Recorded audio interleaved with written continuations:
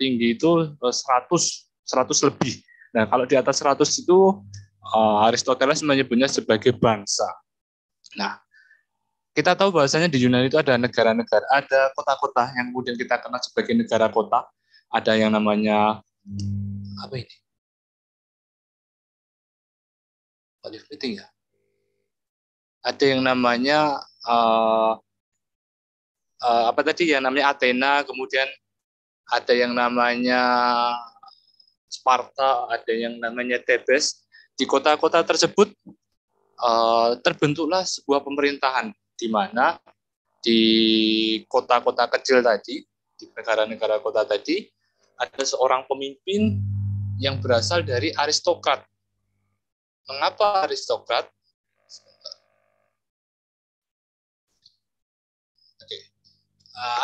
Rata-rata berasal dari aristokrat karena menurut Plato dan juga Aristoteles, ya seorang pemimpin itu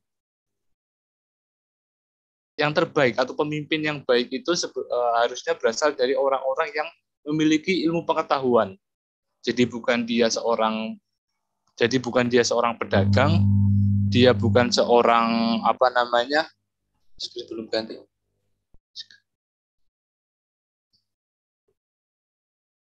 Ini nampak belum? Halo. Sudah nampak ya? Oke. Belum saya ganti slide sebentar. Masih belum slide ya. Masih saya awali dulu. Jadi di Yunani ketika kita belajar filsafat politik, negara-negara kota ini rata-rata ya selain dipimpin oleh aristokrat, mereka juga punya pemerintahan di mana selain ada pemimpin juga ada yang namanya petani atau yang namanya pekerja, di sana juga ada yang namanya prajurit, ada tentara. Ya, di negara-negara kota tadi kita kenal juga nanti dipraktekkan di negara demokrasi, di negara modern saat ini ada yang namanya eklesia. Jadi teman-teman ketika nonton film Yunani itu biasanya kan tempat pertemuan para dewa, tempat pertemuan para istilahnya pemimpin kota di Yunani, di negara kota itu kan biasanya ada di sebuah kuil. Kuil itu ada di bukit di mana semacam bangunan kuil lah. Itu biasanya ada pilar-pilar. Nah, kalau dalam bahasa mereka dan orang-orang saudara-saudara kita yang non muslim itu menyebutnya sebagai eklesia. Di sana nanti ada semacam parlemen ya di mana orang-orang dari negara kota tersebut berjumlahnya beda-beda. Jadi di sana mereka akan membuat sebuah persidangan. Sidangnya unik. Sidang di eklesia atau kita kenalnya saat ini parlemen itu. Saya ambil contoh kasus. Sidang di eklesia itu semisal ada sebuah sidang untuk mengadili prajurit yang pulang dari medan perang. Nah, ketika disidang di eklesia di kuil itu tadi orang yang akan dijatuhi hukuman itu bukan seperti peradilan modern peradilan yang ada kita praktekkan saat ini dan di seluruh dunia. Pengadilan mereka unik. Jadi ketika akan menjatuhkan vonis, menjatuhkan hukuman itu nanti para istilahnya perwakilan dari masyarakat negara kota tadi menumpuk genteng. Jadi istilahnya namanya ostrasis. Genteng itu akan ditumpuk. Jadi kalau makin tinggi misalnya setuju dijatuhkan hukuman, nanti genteng itu akan makin tinggi. Nah kalau misalnya tidak setuju, nanti tentu ada mungkin diletakkan di sebelahnya. Jadi cara menghukum orang pada zaman dulu, zaman Yunani kuno dulu itu zamannya setelah Plato dan Aristoteles itu namanya ostrasis dengan cara menumpuk genteng-genteng sampai ke atas. Ya, itu sekilas pengantar supaya kita tahu bahwasanya sedikit praktek politik di zaman Yunani kuno. Nah, kemudian kalau kita langsung bypass ya sampai ke Indonesia era awal abad 20-an, kita tahu bahwasanya ketika Indonesia dijajah oleh penjajah atau kolonial Belanda, kemudian ada Inggris juga pernah, Portugis, Spanyol juga pernah. Jadi di sana para penjajah ini ketika datang ke Nusantara ini selain melakukan perdagangan juga melakukan namanya penyebaran agama. Nah, akhirnya di Nusantara ini yang dulunya penganut Hindu-Buddha, kemudian masuk Islam dan akhirnya datang juga agama yang dibawa oleh orang-orang kolonial. Kemudian agama kolonial ini menjadi besar akhirnya dan menjadi sebuah agama yang diakui di Indonesia. Kita tahu bahwasanya ada agama yang sekarang diakui di Indonesia yaitu Kristen. Di agama Kristen yang kemudian akhirnya di Indonesia ini menjadi sebuah partai. Jadi ada yang menamakan dirinya. Saya lanjut ke slide berikutnya. Nah, di sini saya ada sebuah buku dengan judul namanya Iman Kristen dan Politik. Jadi ketika Kristen sudah besar di Nusantara dan kemudian dari beberapa penganutnya mendirikan sebuah partai politik, nah, di situ ada seorang tokoh yang bernama Noto Hamijoyo, seorang seorang doktor, seorang akademisi tapi dari agama non-Muslim. Dia menjadi ketua umum partai politik yang namanya Parkindo, Partai Kristen Indonesia. Dalam bukunya yang berjudul Iman Kristen dan Politik, dikatakan bahwasannya seorang Kristen yang beriman itu iman dalam diri seorang Kristen itu tertancap dalam pikiran dan hatinya, dalam pikiran dan perasaannya. Maka yang namanya, apakah bisa ketika seorang Kristen yang beriman dipisahkan dengan politik? Nah, dijawablah oleh Noto Hamijoyo, seorang Kristen yang beriman itu ajarannya tertancap dalam pikiran dan perasaannya. Maka tentulah sulit bagi seorang Kristen yang beriman untuk memisahkan politik dari kehidupannya sehari-hari. Ucapan Noto Hamijoyo ini ya bisa kita bilang bahwasannya ketika negara sebuah negara yang di dalamnya dihuni oleh rakyat yang beragama, agama apapun itu, ya, entah itu Muslim, entah itu Kristen, Katolik, Hindu, Buddha, yang namanya agama mayoritas pasti akan selalu yang namanya mendominasi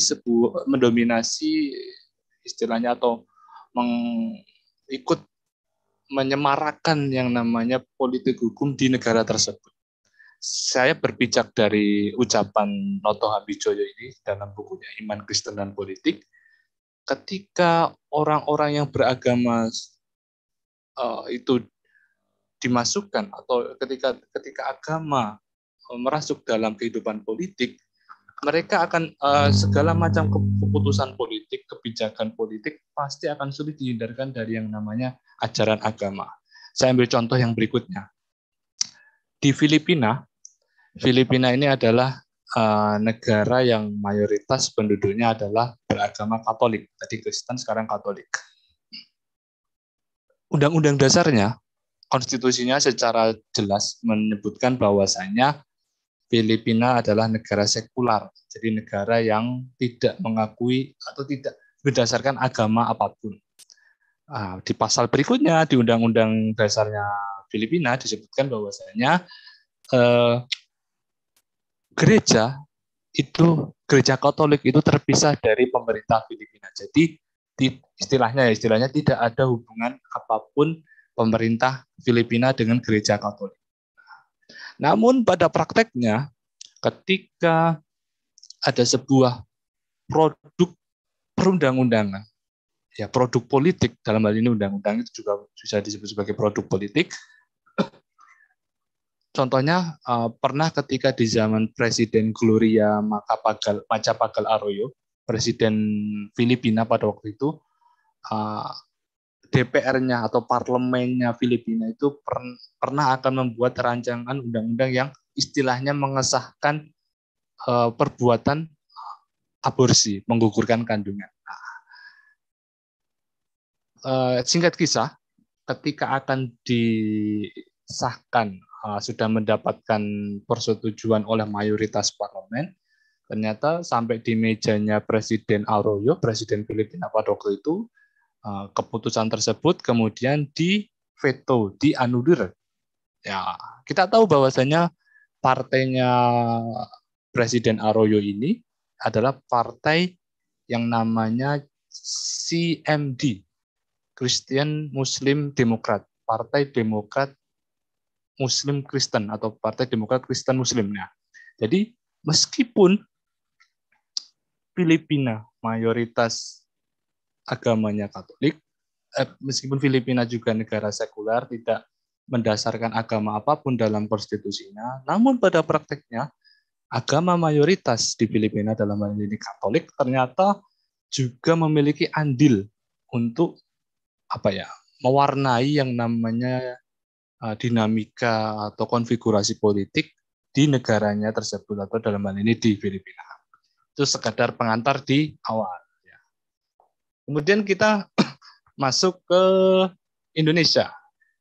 Ada yang pernah bilang atau ada yang pernah mengatakan, yaitu seorang ulama Zainal, kalau tidak salah namanya Profesor Zainal Abidin, mengatakan bahwasanya apakah bisa Islam itu dijauhkan dari yang namanya politik.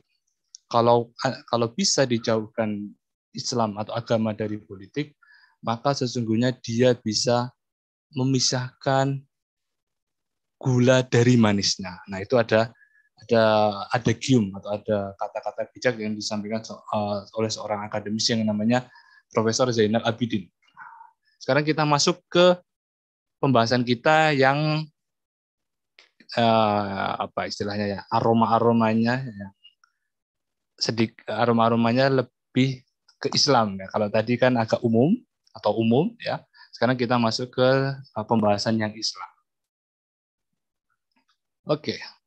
Sekarang kita masuk ke pembahasan yang namanya as-siyasah. Sesuai judul yang tadi, ada masalah dalam siasah. Ada kemaslahatan, ada kemakmuran atau ada keuntungan ketika kita mempelajari atau ketika kita mempraktekkan yang namanya politik Islam atau as-siyasah. As-siyasah ini juga terdapat di dalam kitab atau pengertian as-siyasah juga terdapat dalam kitab Al-Minhaj, kitab Syarah Sahih Muslim karangan Imam An-Nawawi.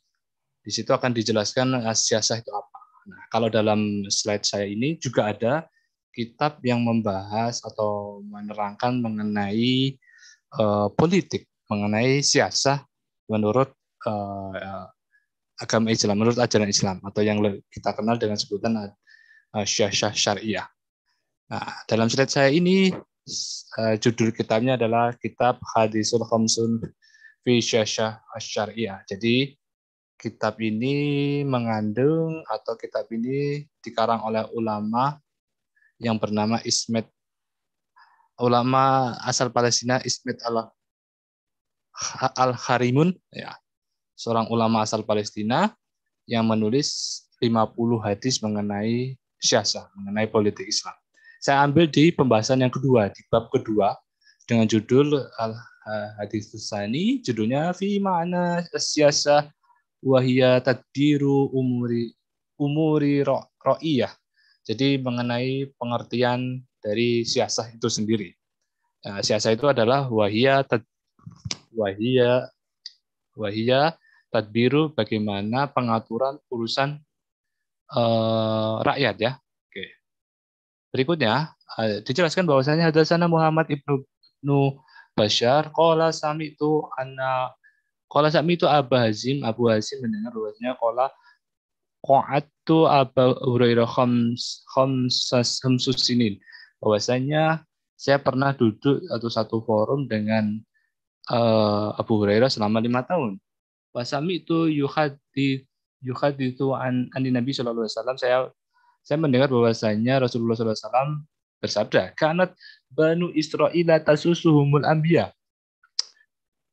Bahwasanya Bani Israel itu disiasahkan, diatur, di dirawat atau dilayani oleh para nabi. Ya, kita tahu bahwasanya Bani Israel ini adalah klan atau apa ya, mungkin sebutannya ya, bisa disebut klan yang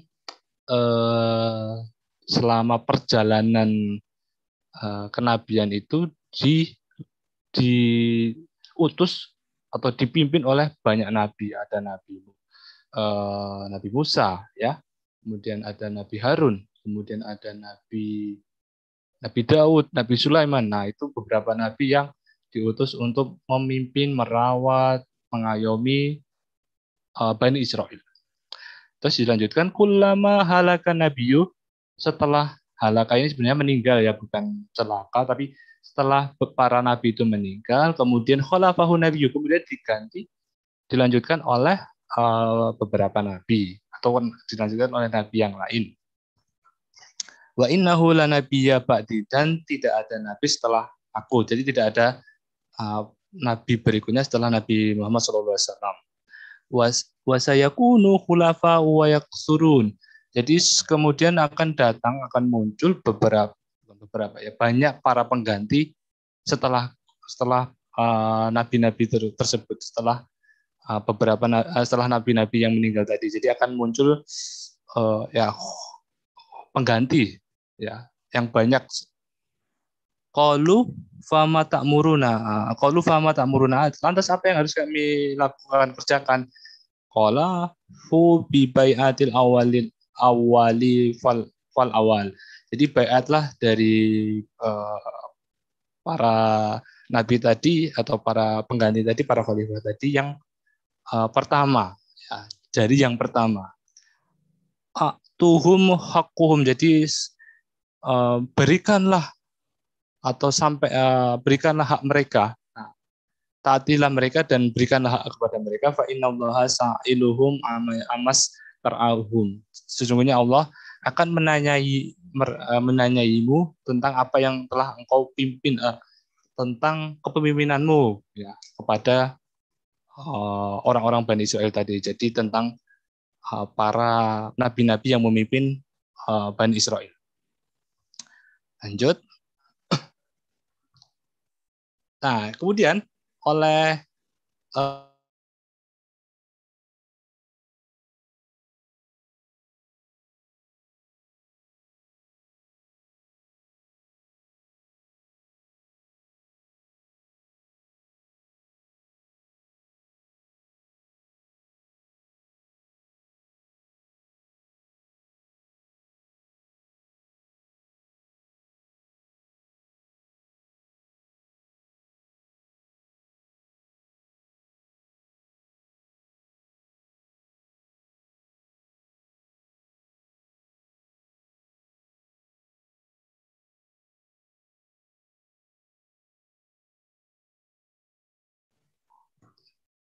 mohon maaf, mau mendeklar bahwasanya WiFi di rumah ini kalau sudah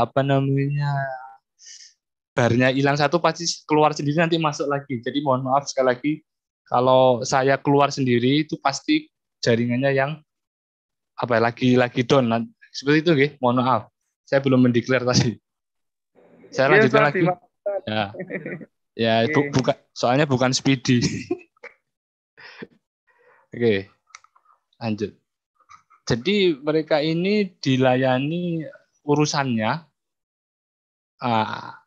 Jadi sebagaimana, ya ini paragraf atas ini ya, sebagaimana para pemimpin itu mengurusi rakyat. Jadi apa namanya istilahnya?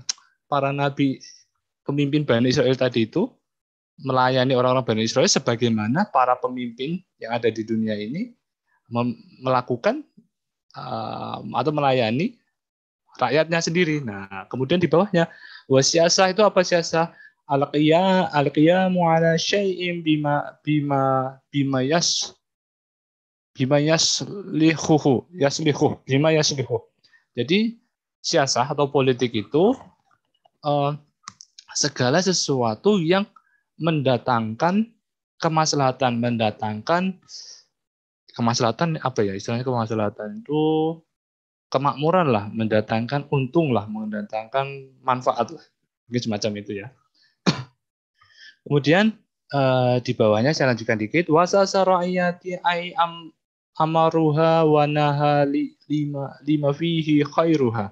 Jadi yang namanya politik itu atau pengatur urusan rakyat itu, pemimpin itu harus memberikan perintah dan memberikan larangan tentunya kepada rakyat, yang mana di dalamnya itu mengandung kebaikan. Jadi pemimpin itu mau menyuruh rakyat atau melarang rakyat untuk tidak melakukan sesuatu itu boleh, asalkan di dalamnya itu perintahnya itu ketika menyuruh dan melarang itu mengandung kebaikan.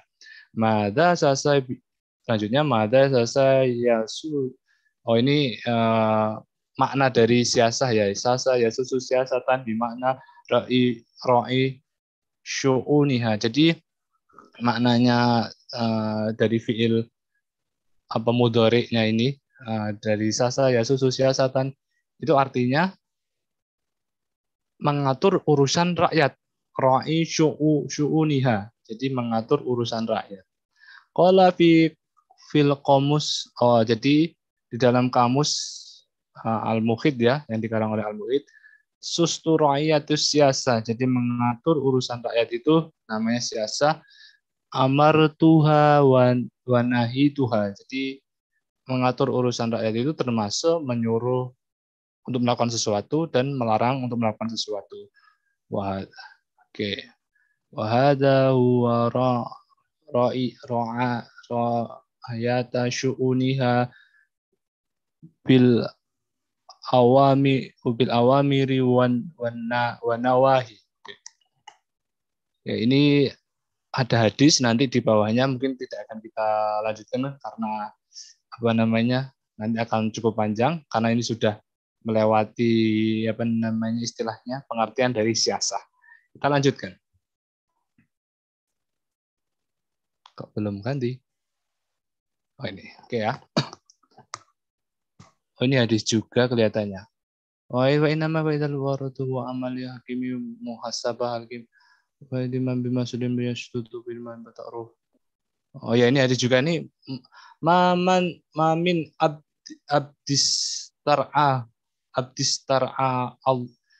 abdistar'ahullahu ra'iyati lam yukhituha binasihatin illa lam yajid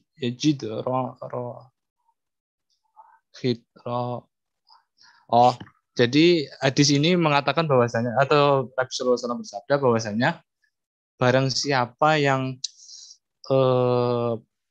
diberikan amanah oleh Allah untuk memimpin masyarakat, mengatur urusan masyarakat, tapi dia tidak mau memberi nasihat atau dia itu istilahnya hanya ngurusi dirinya sendiri, maka orang tersebut itu akan apa istilahnya ya, akan tidak bisa mencium bau surga. Nah, itu kurang lebih terjemahnya semacam itu. Di bawahnya pun kurang lebih sama, mamin barang siapa wali ya, atau pemimpin yang memiliki kewajiban untuk mengurusi rakyat dari orang-orang muslim, kemudian dia meninggal atau mati, fayamutu wa huwa ghasyan, dia meninggal dalam keadaan berbohong, ya, dia akan diharamkan oleh Allah. Jadi yang memimpin umat Islam, ya, barang siapa yang menjadi pemimpin dari umat Islam, kemudian dia meninggal dalam keadaan berbohong, dalam keadaan berdusta, dalam keadaan ya tidak peduli dengan urusan rakyat, maka Allah akan mengharamkannya dari surga. Itu dua hadis lanjutannya tadi ya. Oke, sudah lewat dari pengertian. Karena yang berikutnya, aduh ini ketutup ya. Oke, ini adalah kita masuk ke dalam masih pengertian tapi dari Ibnu Aqil. Sebentar, saya gedekan dulu. Ibnu Aqil mengatakan bahwasanya yang namanya asyasa itu makana min af'alin mahu akrabu ila sholati minal fasad. Oh, jadi Ibnu Aqil ini pengarang kitab Al-Funun mengatakan bahwasanya asyasa itu adalah, saya terjemahkan dulu, itu adalah seluruh tingkah laku manusia yang karena itu membuat manusia lebih dekat dengan kebaikan dan lebih jauh dengan keburukan. Itu adalah pengertian siasah menurut Ibnu Aqil dalam bukunya Al-Funun. Berikutnya ya. Satu pengertian lagi, pengertian mengenai siasah dari Ibnul Qayyim Al-Jauziyah. Beliau mengatakan bahwasanya satu tabaan limustalahikum wa innama hiya adullahi wa rasulillah. Nah, siasah itu adalah, kami menyebutnya politik karena istilahnya ini menurut ucapan Ibnu Qayyim, kami itu terlanjur menyebut politik atau asyasa itu karena orang-orang sudah menyebutnya asyasa. Tetapi sesungguhnya di dalam asyasa itu adalah wa innama hiya adlullahi wa rasulillah. Jadi sesungguhnya yang namanya asyasa itu ya bukan kekejian, bukan kekotoran ya, bukan kekuasaan selama-lamanya, tapi yang namanya asyasa itu adalah keadilan Allah dan Rasul-Nya. Nah ini ada juga dari Mu'jam Lughah Al-Fuqaha disebutkan adalah asyasa itu apa? Asyasa itu riayatu syu'unil ummah, mengatur segala urusan umat, umum, masyarakat, bidakhali wa khariji, baik itu di dalam maupun di luar, wa fawqa syariat Islamiyah, sesuai dengan syariat Islam. Jadi ketika baginda Nabi SAW menerapkan yang namanya syasah, menjadi pemimpin umat Islam di Madinah, beliau juga tidak hanya mengurusi Madinah, jadi juga mengurusi politik ke luar negeri. Jadi baginda Nabi juga kita tahu mengirim surat ke Persia, Raja Persia, ke Raja Muqawqis, rajanya Mesir, ke Habasyah, ke Ethiopia saat ini, ke Roma juga. Jadi politik syasah asyariyah atau syasah Islamiyah yang dilaksanakan baginda Nabi juga keluar. Dan bahkan para sahabat itu ketika Roma kalah. Jadi sebentar saya coba buka Al-Quran ya. Di surat Ar-Rum, sebentar, Ar-Rum itu ini Ar-Rum 30. Nah, jadi sampai para sahabat itu sebentar ya, ini. Nah, ini. Jadi ketika Persia berhasil mengalahkan, jadi dulu sebelum Islam muncul ya, ada dua entitas besar di dunia ini, ada Romawi di barat dan Persia di timur. Nah, para sahabat itu sempat pernah istilahnya ya, mungkin menggalau lah kalau bahasa kita. Ketika Romawi atau Persia berhasil mengalahkan Romawi, itu justru para sahabat atau umat Islam pada waktu itu tuh istilahnya seakan tidak percaya lah, atau seakan mendukung supaya Romawi ini jangan kalah, atau istilahnya menyemangati supaya bisa melawan Persia. Nah, kenapa kok sampai tetap mendukung Romawi, padahal kan tentu sudah beda agama. Namun kalau secara agama samawi ya sama-sama agama langit kan, kita adalah maksudnya sama agama Nasrani ini ya ada semacam kemiripan, mungkin semacam, walaupun tidak sama 100% ya, mereka percaya Nabi Isa, kita juga Nabi Isa, mungkin hanya munculnya ya, hanya pengakuannya ya, jadi yang sana mengaku sebagai anak Tuhan, yang mungkin kita nanti muncul di akhir zaman dan sebagainya itu. Jadi seperti para sahabat itu sempat menggalau supaya Romawi ini bisa comeback, bisa mengalahkan orang Persia. Nah, gumaman atau kegalauan para sahabat ini kemudian dijawab oleh Allah Azza wa Jalla di surat Ar-Rum ya. Tentu kita tahu Ar-Rum ini membahas Romawi. disebutkan di ayat keempat, fi bid'is sinin. Jadi dalam beberapa tahun lagi Romawi itu akan comeback, akan berhasil menyerang balik Persia. Jadi bid'is sinin, bid'i itu kalau diterjemahkan atau ditafsirkan, bahwasanya bid'ah itu kisaran 3 sampai 9 tahun. Jadi antara kisaran itu bid'ah sinin nanti bisa dicek di kita di buku-buku tarikh ya. Tidak dalam waktu yang lama kemudian Romawi bisa bangkit kembali. Itu sedikit kisah. Ketika umat Islam juga istilahnya peduli dengan suasana politik di luar Madinah, di luar wilayah umat Islam. Oke, lanjutnya.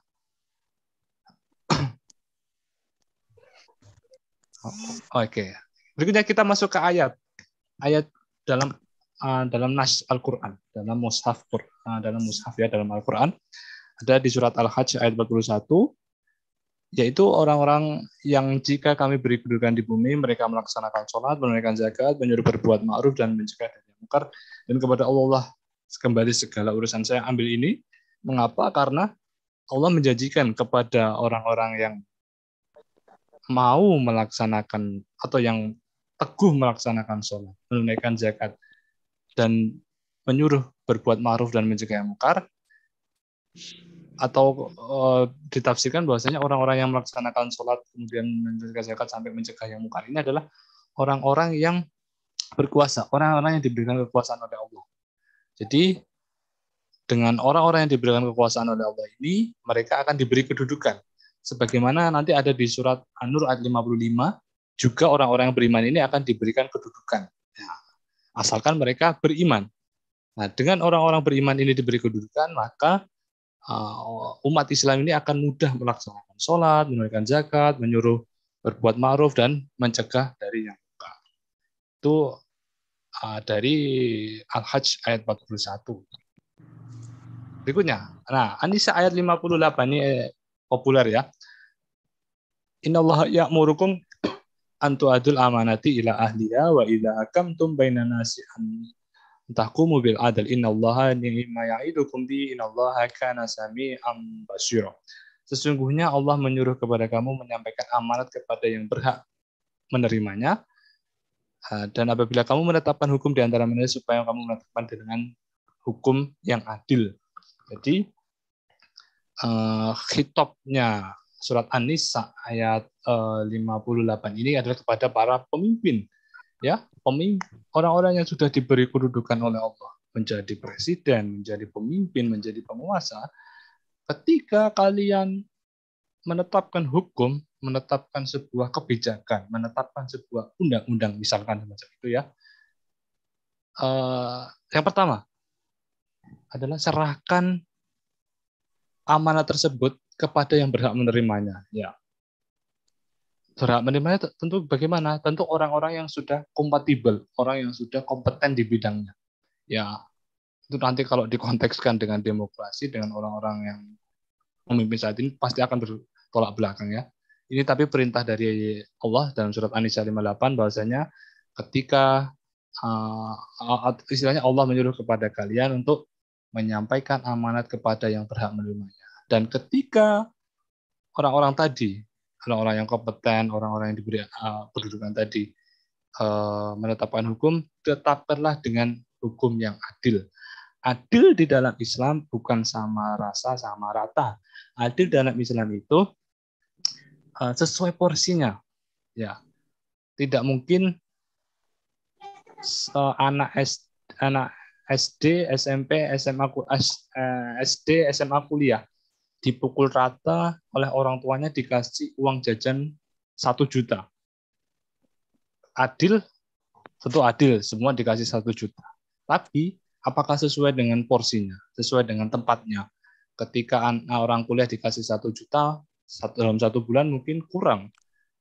Misalnya untuk bayar kos 700, nanti masih ada sisa 300.000, cuma bisa makan enak 1 minggu. Setelah itu 3 minggu setelahnya makannya mungkin cuma mungkin di angkringan atau sebagainya.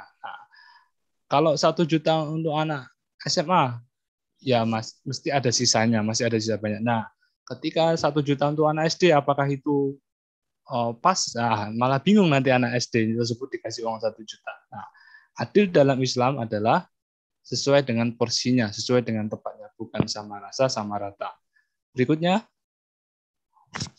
surat An-Nisa ayat 59. Ya ayyuhalladzina amanu atiiqullaha wa atiiqur rasul wa ulil amri minkum wa in tanaza'tum farudduhu ilallahi wa rasuli in kuntum tu'minuna billahi wal yawmil akhir dzalika khairun ta'wil. Ya. Jadi surat An-Nisa ayat 59 ini memerintahkan kepada para kepada para rakyat. Jadi yang pertama tadi kepada pemimpin, yang kedua ini pada rakyat, hitopnya kepada rakyat, kepada kita. Taatlah kepada Allah dan taatlah kepada Rasul. Jadi kepada Allah dan Rasul, kita rakyat, manusia, umat beriman, itu wajib hukumnya untuk taat kepada Allah dan Rasulnya. Ya, taat itu melaksanakan segala perintahnya tanpa tedeng aling-aling. Ya, tidak cari diskonan, tidak cari keringanan. Kalau yang diperintah A, ya jalankan A. Baik itu oleh Allah dan juga Rasulullah. Dan kepada ulil amri, ya kepada para pemimpin, orang-orang yang diberi kekuasaan, amr, diberi perintah, maksudnya diberi kekuasaan di antara kita, itu adalah taat yang ya istilahnya sikon, sesuai dengan kondisi. Kalau kepada Allah dan Rasulullah, hukumnya mutlak wajib, tapi ketika kepada para pemimpin, asalkan dia memerintah, menyuruh kepada kebaikan, tidak memimpin dengan aneh-aneh, maka hukumnya adalah juga kita wajib taat kepada pemimpin tersebut. Tapi kalau sampai sebaliknya, ya itu nanti kondisinya akan lain pembahasannya. Itu dalam surat An-Nisa ayat 59. Berikutnya, munculnya kata-kata ini tadi kan disebut sebagai wa ulil amri, orang-orang yang memiliki kekuasaan, diberi kekuasaan. Dalam hadis juga disebutkan bahwasanya waman asoni faqat asallah waman ato'a amiri. Ini saya ketutupan. Jadi sebentar. Jadi waman ato'a amiri faqat ato'ani waman aso amiri faqat asoni. Jadi munculnya terma atau munculnya kata amir itu juga ada di dalam hadis riwayat Imam Muslim, dikatakan bahwasanya barang siapa yang taat kepada amirku, dalam ini Rasulullah itu menyebut pemimpin umat muslim, ya yang istilahnya mungkin legal, ya sudah dipilih oleh Rasulullah, sudah dipilih Rasulullah. Yang barang siapa yang taat kepada amirku, maka ia taat kepadaku, taat kepada Rasulullah. Akan tetapi barang siapa yang bermaksiat, melawan, memberontak kepada amirku, maka ia bermaksiat atau istilahnya melawan juga kepada Rasulullah.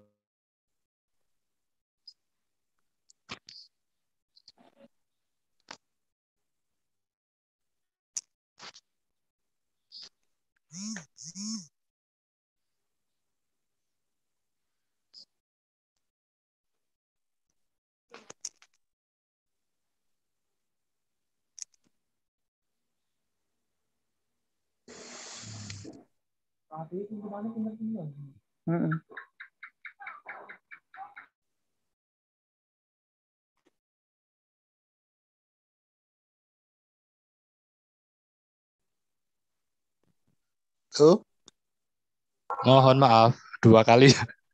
Mohon maaf yang kedua ini. Itu pun sudah cukup atau masih lanjut? Oke. Sebentar lagi selesai. Oke. Al-Baqarah 178 ini diperintahkan oleh Allah untuk dilaksanakan oleh umat Islam dalam hal hukuman pidana. Ya ayyuhalladzina amanu, wahai orang-orang yang beriman, laksanakan atasmu adalah kisos. Ketika perintah Allah melaksanakan puasa Ya ayyuhalladzina amanu kutiba alaikumusiyam. Orang-orang atau umat Islam begitu bergembira, begitu senang untuk melaksanakan perintah Allah tersebut. Tapi ketika perintah Allahnya yaitu kisos, ya hukuman pidana, ya hukuman mati terhadap orang yang membunuh, terhadap orang yang melukai, terhadap orang yang zina, terhadap orang yang minum khamr, terhadap orang yang mencuri, nah beda. Ketika perintahnya pidana, mengapa itu berbeda? Nah, ini yang masih menjadi bahan perdebatan kita semua. Ketika perdata lancar, ketika hukum kawin lancar, ketika zakat lancar, ketika haji lancar, ketika apalagi mungkin pendidikan lancar, tapi ketika pidana, nah, seperti dalam surat Al-Baqarah ayat 178 ini sulit sekali untuk terlaksana. Nah, ini menjadi pertanyaan kita semua. Berikutnya. Oh, ini sekarang kita ke hadis. Hadis ini menyebutkan bahwasanya ketika ada 3 orang keluar rumah untuk bepergian, maka hendaklah menjadikan salah satu dari mereka sebagai pemimpin. Nah, Nabi Shallallahu Alaihi Wasallam qala idza kharaja salatatun fi safarin falyu'ammiru ahadahum. Jadi kalau di dalam hitungan Arab itu ada mufrad, kemudian ada musanna, kemudian ada jamak. Kalau sudah 3 itu jamak ya. Lain halnya kalau masalah 2 orang ketika sholat berjamaah itu memang sudah jamaah. Itu masalah fikih, tapi kalau ketika hitungan, ketika sudah 3 orang, ya itu namanya jamak, sudah ya istilahnya cukup banyak ya, meskipun hanya 3 orang. Dalam hadis tersebut disebutkan bahwasanya ketika kamu keluar, kamu jalan-jalan saja 3 orang, nah, maka pilihlah salah satu untuk jadi pemimpin. Nah, ini namanya qiyas aulawi. Ketika 3 orang saja kamu disuruh untuk memilih pemimpin, jadikan salah satu dari 3 orang itu jadi pemimpin, jadi roisul tamasya mungkin ya, pemimpin tamasanya, maka kalau ini qiyas aulawi ya, mengatakan kan ada tuh di Quran, mengatakan saja tidak boleh, maka melawan orang tua pun tidak boleh. Jadi kurang lebih seperti itu. Jadi di sini semacam qiyas aulawi ya. 3 orang saja suruh memilih salah satu jadi pemimpin. Bagaimana nanti kalau sudah rakyatnya 200 juta atau sudah sampai miliaran, tentu pasti harus ada yang namanya pemimpin, harus ada yang namanya yang menjadi penguasa atau yang jadi pemerintah. Begitu. Berikutnya ini kita sampai kepada yang namanya maslahah dari siasah syariah. Maslahah dari maslahah dari siasah atau politik Islam. Disebutkan di situ innallaha la yaza'u bisultanin ma la yaza'u bil Qur'an. Ini ada di kitab Bidayah wa Nihayah karangan Ibnu Katsir. Ucapan ini terkenal atau keluar dari lisannya Utsman bin Affan, mengatakan bahwasanya Allah akan menghilangkan kemungkaran, kezaliman, istilahnya ya, kemungkaran atau kezaliman atau kemaksiatan yang tidak bisa hilang dengan Al-Quran menggunakan tangan penguasa. Nah, di sini salah satu masalah yang bisa kita ambil dari ucapan Utsman bin Affan ini, bahwasanya teman-teman sekalian yang mungkin di sini ada yang menjadi guru, ada yang menjadi ustadz yang menjadi mubalik seperti saya, atau mungkin ada yang menjadi dosen, atau ada yang mungkin menjadi pegawai. Teman-teman sekalian, suara teman-teman sekalian ini pasti tidak akan, bukan saya menjatuhkan teman-teman juga, suara teman-teman ini mungkin tidak akan didengar, atau mungkin hanya dicampakkan oleh mereka yang berkuasa, memiliki kekuasaan. Ketika misalnya, saya kasih contoh kasus, misalnya di depan rumah teman-teman itu ada anak muda yang mabuk-mabukan, ya, sedang kumpul untuk ya menghabiskan malam sampai pagi, sampai nggak sholat subuh.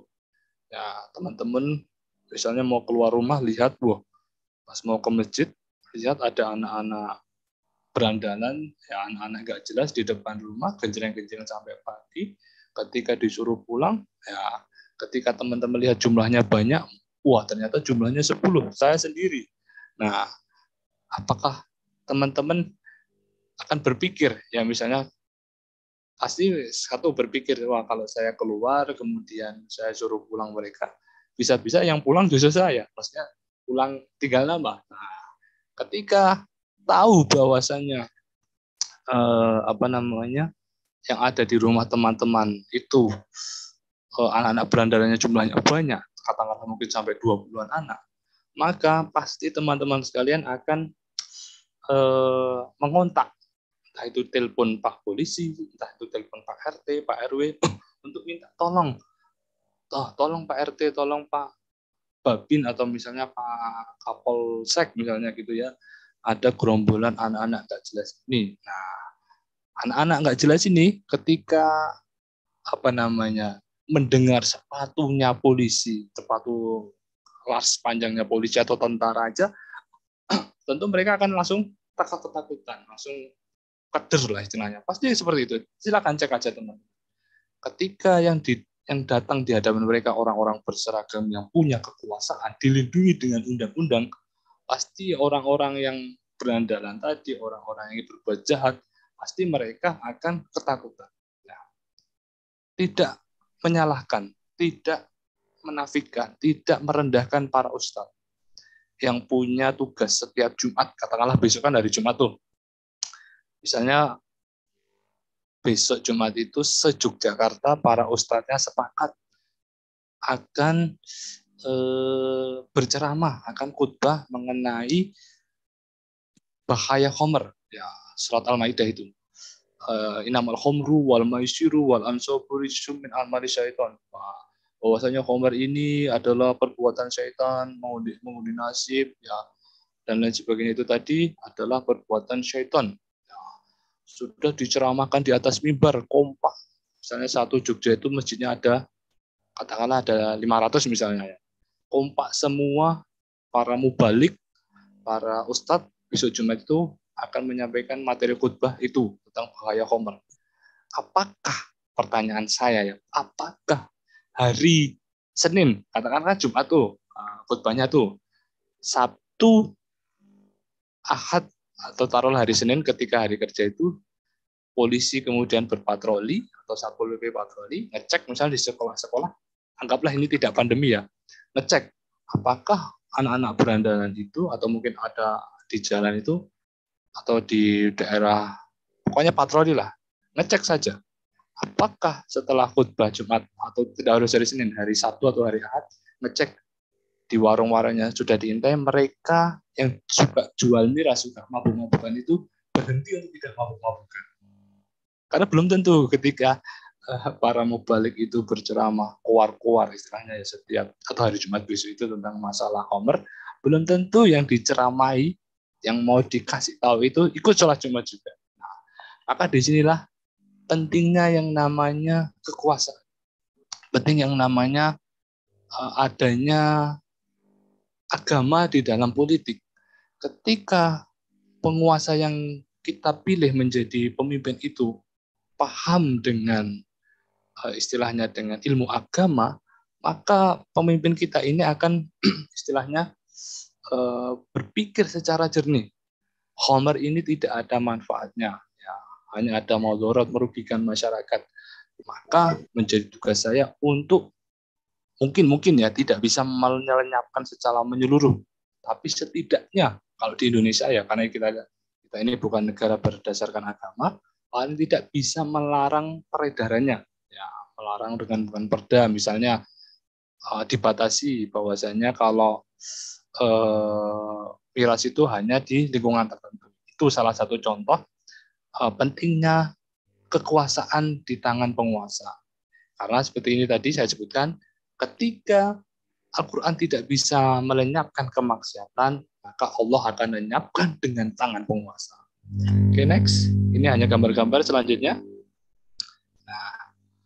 menyangkut pada judul yang tadi dikatakan oleh Profesor Hamilton Gibb, Islam itu adalah sesuatu yang lebih, ya, hal yang lebih daripada sistem teologi. Jadi daripada hanya sebuah ajaran, Islam itu adalah sebuah peradaban yang komplit. Komplit apa? Komplit semuanya.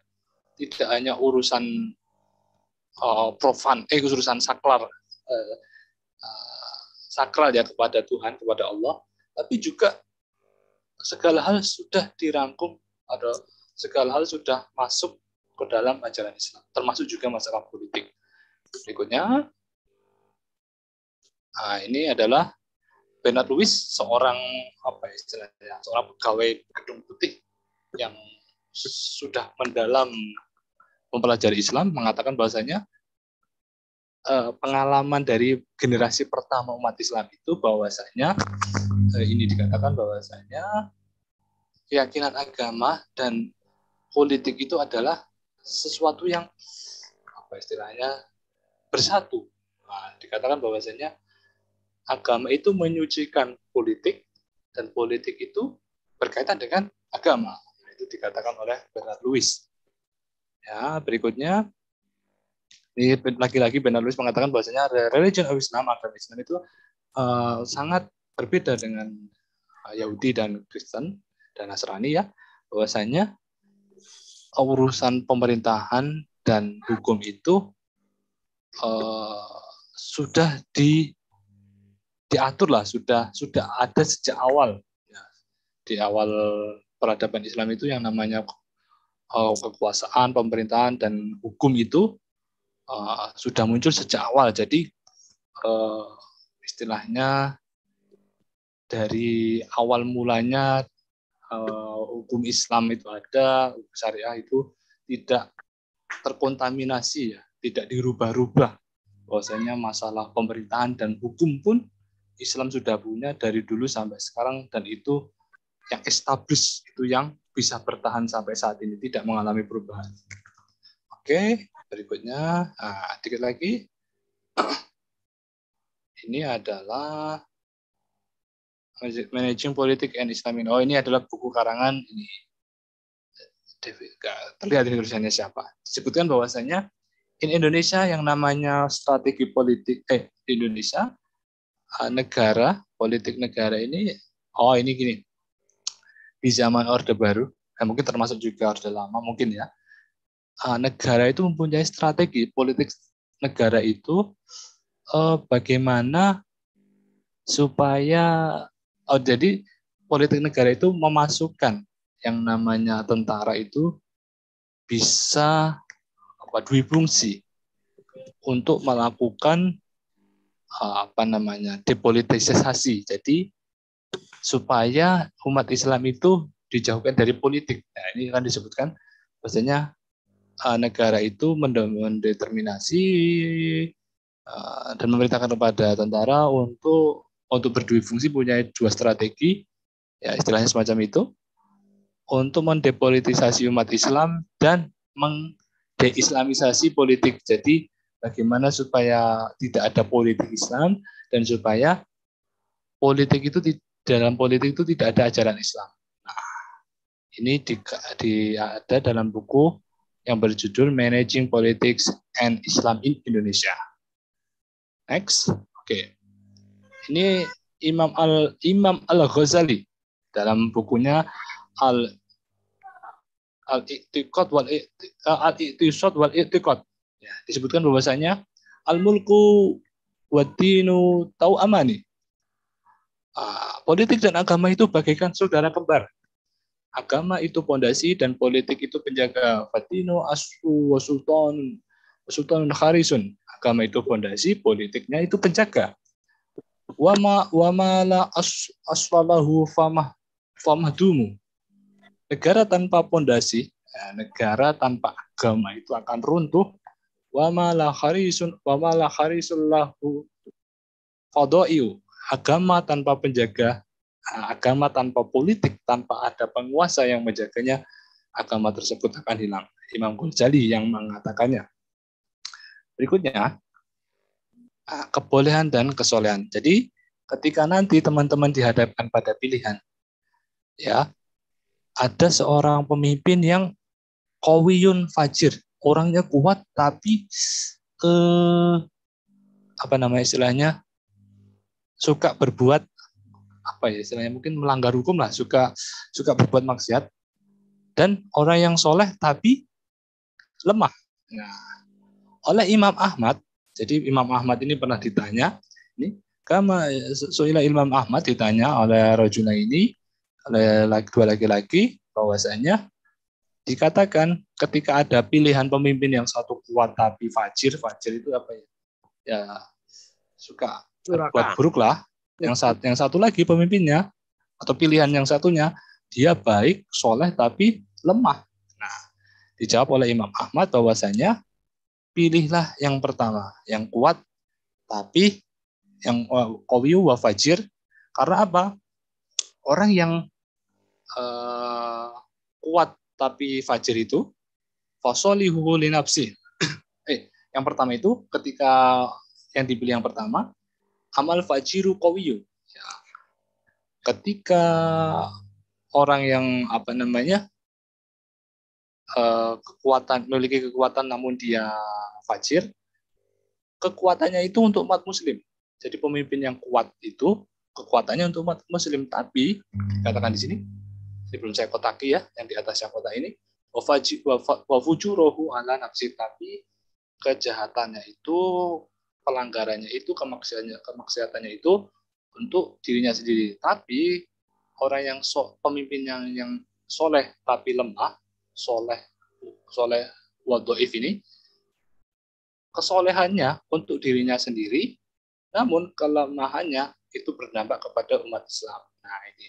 Jadi ketika nanti ada opsi pilihan ya, pilih yang kuat tapi rodo ngono, atau yang baik tapi lemah. Nah, tapi Imam Ahmad di sini mengatakan pilihlah yang pertama, yang kuat. Ya mau kuat, mungkin menurut Imam Ahmad ini bisa mengkoordinir, bisa memimpin negara mungkin ya. Nah, tapi fajirnya ini nanti untuk dirinya sendiri, ya semoga nanti ada ulama yang mau memperbaikinya, memberikan hidayah kepada opsi pertama ini. Namun kalau yang kedua, kalau cuma soleh ya soleh untuk dirinya sendiri, tapi lemahnya berdampak kepada umat Islam. Oke, berikutnya jadi utama pemerintahan kalau menurut Imam Al-Mawardi, cepat saja, saya nggak memberi keterangan. Dalam kitab Al-Ahkam Sultaniyah, pemerintahan yang baik itu apa? Di dalam negara tersebut agama selalu dihayati. Kedua, penguasanya berwibawa. Ketiga, keadilan yang menyeluruh. 4, keamanan yang merata. 5, kesuburan tanah. Oke, satu lagi. Nah, nasihat untuk pemimpin. Ini dikatakan oleh Imam Al-Mawardi juga. Nasihat untuk pemimpin dikatakan para pemimpin adalah manusia yang paling tepat untuk diberi nasihat. Paling berhak untuk mendapat petuah. Karena dalam kebaikan mereka terdapat kebaikan rakyat, dan kerusakan mereka adalah kerusakan semesta. Karena ini sudah 8 menit lagi jam 9:30, tidak etis lah kiranya nanti saya menutupnya dengan sebuah kisah, dan mungkin nanti terlalu panjang ya. Saya cukupkan sampai di sini. Terima kasih kepada teman-teman sekalian. Ini suara saya terdengar toh, Mas? Terdengar, Ustaz. Halo? Jelas, terdengar jelas.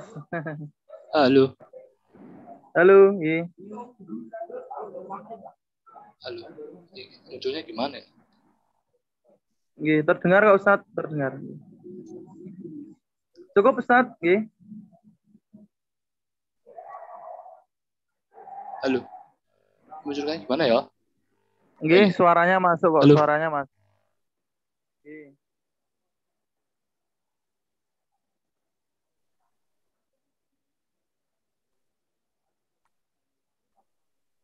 Terima kasih Ustadz Irham Wibowo yang sudah menjelaskan panjang lebar terkait dengan agama dan politik. Ini mohon izin ada satu pertanyaan Ustadz dari Mas Rohman, Ketua PRPM Nogotirto, Bidang Kader PCPM Gamping. Mengapa kekuatan politik Islam di Indonesia tidak memiliki pengaruh yang signifikan, padahal merupakan agama yang mayoritas?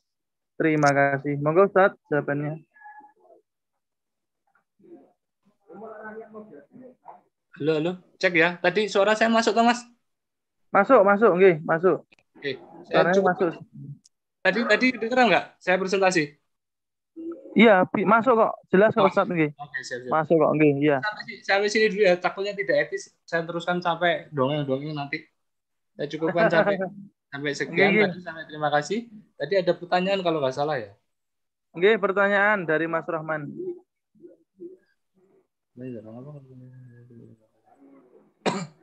Oke. Ini satu pertanyaan yang cukup baik. Nah, jadi begini. Di Indonesia itu sebenarnya ketika awal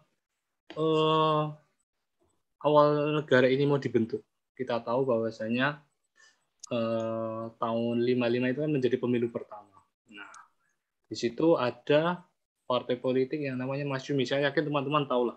Masyumi ini menghimpun seluruh komponen umat Islam dalam satu partai. Meskipun secara nasional ya menjadi nomor 2 ya, di bawah PNI, tapi suaranya tipis. Nah, untuk saat ini umat Islam ini di Indonesia ini semakin modern, justru semakin terjadi penurunan. Menurut saya terjadi yang namanya clash of civilization, terjadinya benturan peradaban. Nah, benturan peradaban ini akhirnya kemudian memunculkan semacam segregasi, semacam pemisahan yang namanya ada yang namanya menyebutnya sebagai pemisahan agama dengan politik atau sekularisasi.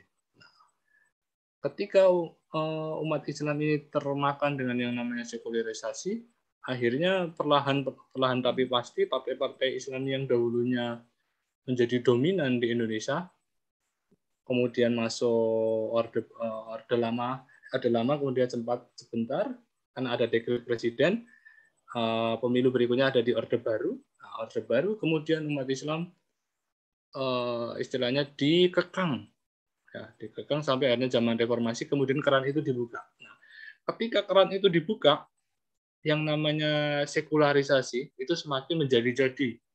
Nah, umat Islam makin istilahnya ya, makin dijauhkan lagi dari yang namanya siasah syariah, siasah yang berdasarkan keagamaan. Yang dulunya pro dengan partai Islam, kemudian termakan dengan sekularisasi, jadi orang liberal, kemudian jadi orang yang mohon maaf juga ada mungkin yang kelompok kiri, akhirnya menyempal. Umat Islam ini makin girohnya untuk masuk ke politik itu semakin berkurang. Buktinya apa? Ketika teman-teman buka peta dunia, teman-teman coba nanti buka peta Arab dengan Timur Tengah, ya pasca Utsmani ya, khilafah terakhir itu dibubarkan, kemudian orang-orang Barat ini yang tidak mau berdasarkan politik keagamaan, teman-teman harus tahu dulu. Jadi dulu sebelum adanya Renaissance, ya istilah mereka Renaissance, masa pencerahan.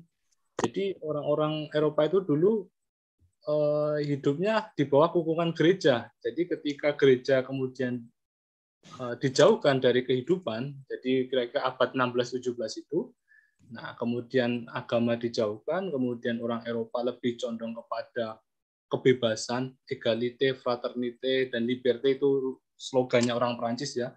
Kemudian agama itu ya urusannya cuma di gereja, urusannya cuma kalau kita di masjid. Jadi ada istilah yang terkenal dalam adagium orang Barat itu mengatakan bahwasanya, dan juga di kitabnya orang-orang non sana ya, disebutkan dalam kitab mereka bahwasanya berikanlah hak raja kepada raja, berikanlah hak kaisar kepada kaisar, dan berikanlah hak Tuhan kepada Tuhan. Jadi upaya untuk menjauhkan umat Islam itu makin ya sampai saat ini tetap terus terjadi, dan buktinya kemudian umat Islam kan dibagi-bagi itu di Arab sampai di Afrika Utara. Coba teman-teman cek peta itu kan garisnya rapi sekali. Mesir, Libya, Aljazair itu garisnya rapi, lurus, karena itu kan sengaja dibagi orang-orang kolonial sampai ke Indonesia. Nah, sekarang kita ke Indonesia, ketika awal-awal itu kan yang namanya partai politik atau organisasi Islam yang muncul awal mula itu kan kita tahu ada Syarikat Islam, kemudian ada ya terutama Syarikat Islam yang akhirnya kemudian menjadi ormas terbesar pada waktu itu, sampai kemudian di zamannya Soekarno ada Masyumi. Nah, di masa Orde Baru ini kembalilah umat Islam ini dikekang supaya mereka ini mau tunduk dengan penguasa. Ya kalau mereka tidak tunduk dengan penguasa, mungkin partainya akan dibubarkan. Nah, itu semakin takut kan orang-orang Islam. Akhirnya ketika reformasi dibuka, semua ideologi yang dulu dikekang oleh penguasa Orde Baru yang tidak boleh tidak boleh selain Pancasila atau asas tunggal, nah masuk semua. Tadi yang sekuler, kemudian yang liberal, yang kiri pun juga ikut masuk. Akhirnya ya umat Islam makin ke sini, menurut saya ya itu pemikiran saya, makin ke sini ya giroh untuk terus berpolitiknya kok semakin berkurang. Jadi seakan cuek bebek lah.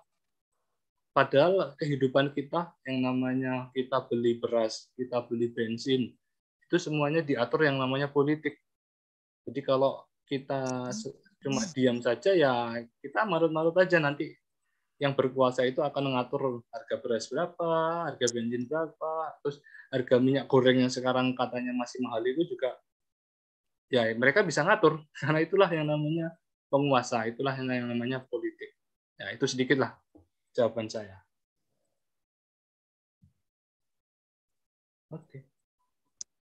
Sudah 9:30. Oke, terima kasih Ustadz Irham Wibowo atas jawabannya. Mas Rohman ada tanggapan? Tidak ada, oke, terima kasih. Cukup, G. Ada nggak, Mas Rohman? Cukup, Dan, G. Oh, cukup, oke, Sudah siap. jelas. Ya. Terima kasih Ustadz Irham, jazakumullahu khairan katsiran, sudah berkenan meluangkan waktunya malam hari ini sharing dengan Angkatan Muda Muhammadiyah Kabupaten Sleman.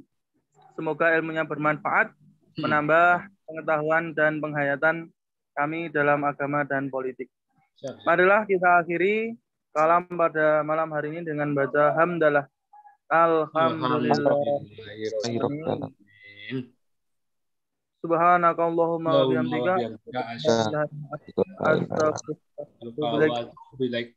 Acara pada kalam malam hari ini ada kesalahan, mohon dimaafkan. Fastabiqul khairat. Wassalamualaikum warahmatullahi wabarakatuh. Waalaikumsalam warahmatullahi wabarakatuh. Nggih.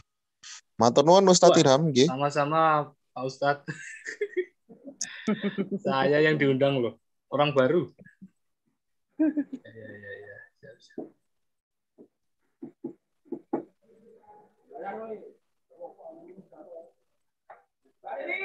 Besok Jumatan di Hidayatullah tak tunggu, Mas. Mas Roman nih. Oh ya. Oke, mohon izin untuk live di Zoom. Oke, Mohon izin live, nggih.